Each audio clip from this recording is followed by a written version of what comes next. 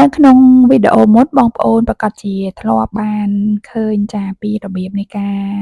ខត្រីណាអ្នកទាំងអស់គ្នាព្រោះដោយសារតែវីដេអូមុនគឺខ្ញុំបានចែករំលែកពីរបៀបនៃការខត្រីជាមួយនឹងម្នាស់ណា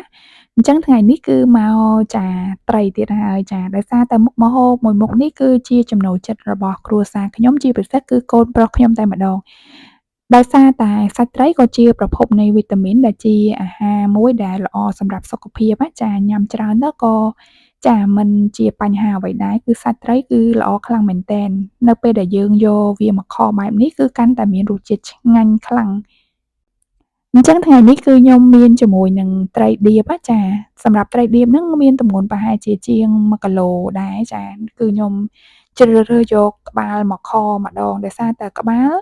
ត្រីនៅពេលដែលយើងយកមកស្ងោរជ្រក់ឬមួយក៏យកមកខគឺថាវាមានរសជាតិឆ្ងាញ់ណាអញ្ចឹងបន្ទាប់ពីធ្វើការកាប់ហើយលាងសម្អាតត្រីយើងបានស្អាតរួចរាល់មកអ្នកទាំងអស់គ្នាចាគឺខ្ញុំបានលាងជាមួយនឹងក្រូចឆ្មាជាមួយនឹងអំបិលដើម្បីបំបាត់ក្លិននិងកាត់ក្លិនឆ្អាបរបស់ត្រីចាហើយយើងធ្វើការលាងសម្អាត3-4ទឹកដើម្បីឲ្យសាច់ត្រីយើងវាបាត់ក្លិនហើយគឺវាបាត់រំអិលគឺជាការស្រេចតែម្ដងអ្នកទាំងអស់គ្នាចា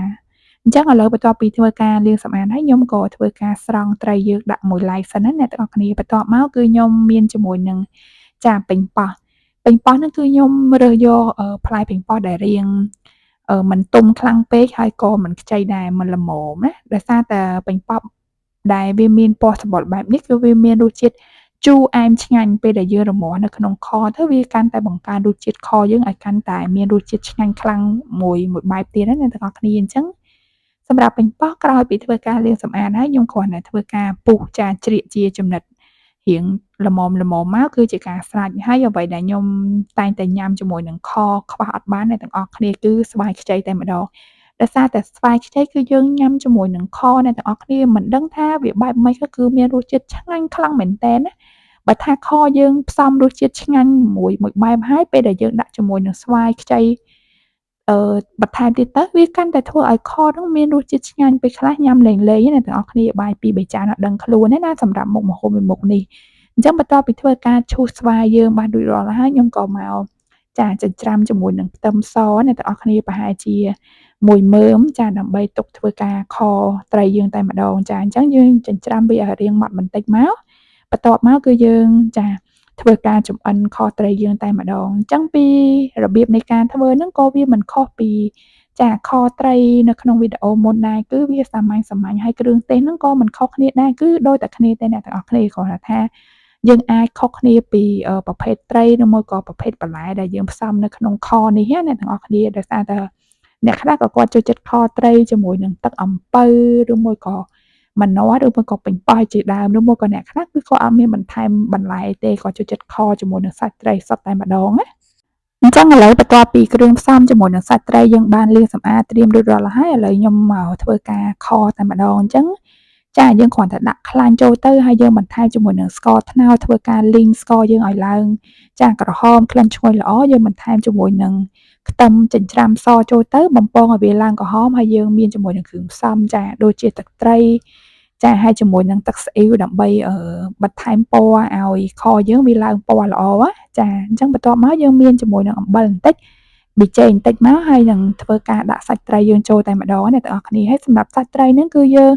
ចាអត់ធ្វើការកូរវាចុះឡើងខ្លាំងពេកទេវាធ្វើឲ្យបាយសាច់ត្រីអញ្ចឹងគ្រាន់តែយើងរងាស់បន្តិចមកដើម្បីឲ្យវាឡើងពណ៌ហើយយើងក៏ចាត្រឡប់វាថ្នមទៅម្ខាងទៀតដើម្បីឲ្យវាចូលពណ៌បានល្អអ្នកទាំងអស់គ្នាចាហើយបន្ទាប់មកចាំយើងបង់ជាមួយនឹងគ្រឿងផ្សំផ្សេងចូលទៅបន្ថែមទៀតចាហើយសម្រាប់គ្រឿងផ្សំហ្នឹងគឺចាគឺយើងដាក់តែម្សៅស៊ុបចូលទៅចាហើយជាមួយនឹងម្រេចខ្មៅចាហើយខ្ញុំក៏បន្ថែមជាមួយនឹងប្រេងខ្យងបន្តិចទៀតដែរអ្នកទាំងអស់គ្នាចាហើយសម្រាប់រសជាតិហ្នឹងគឺយើងលៃលកភ្លក់ទៅតាមចំណង់ចំណូលចិត្តរៀងខ្លួនថាយើងចង់បានរសជាតិប្រៃផ្អែមចាបែបម៉េចហ្នឹងគឺយើងផ្សំតែបែបហ្នឹងទៅចាហើយបន្ទាប់ពីរងាស់សាច់ត្រីជាមួយនឹងគ្រឿងឲ្យឡើងចូលជាតិហើយខ្ញុំក៏បន្ថែមទឹកចាមួយកែវចូលទៅដើម្បីរងាស់សាច់យើងឲ្យបានឆ្អិនហើយនឹងបន្ថែមជាមួយនឹងបន្លែប៉េងប៉ោះនឹងចូលទៅណាអ្នកទាំងអស់គ្នាសម្រាប់ការខអ្នកទាំងអស់គ្នាខត្រីអ្នកទាំងអស់គ្នាតែងតែឃើញខ្ញុំចូលចិត្តបន្ថែមជាមួយនឹងបន្លែចូលទៅក្នុងខត្រីពេលខ្លះទៅបន្ថែមម្នាស់ទៅពេលខ្លះជាមួយនឹងប៉េងប៉ោះទៅដោយសារតែកូនខ្ញុំគឺគាត់ មិនមែនជាក្មេងដែលចូលចិត្តញ៉ាំបន្លែអញ្ចឹងភាគច្រើនម្ហូបណាដែលខ្ញុំអាចរំងាស់ចារសជាតិចេញពីបន្លែខ្ញុំតែងតែបន្ថែមបន្លែចូលទៅក្នុងហ្នឹងដើម្បីឲ្យកូនខ្ញុំគាត់ទទួលបានវីតាមីនពីបន្លែទោះបីជាគាត់អត់ចេះញ៉ាំបន្លែក៏ដោយអញ្ចឹងឥឡូវបន្ទាប់ពីរំងាស់ប្រហែលជាបាន1ម៉ោងខត្រីគឺខ្ញុំ